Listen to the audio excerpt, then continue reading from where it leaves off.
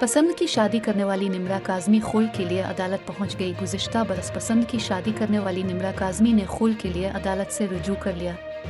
निम्रा काज़मी ने शौहर नजीब से खुल के लिए अदालत में दरख्वास्त दायर की, जिसमें मुवक्कफ़ इख्तियार किया है कि नजीब शाहरुख मुझे बगैर किसी वजह के तशद्दुद का निशाना बनाता था। निम्रा ने दरख्वास्त में कहा कि शादी के वक्त 5,000 रुपये हक महर तय हुआ था, जो अभी तक नहीं अदा किया गया है।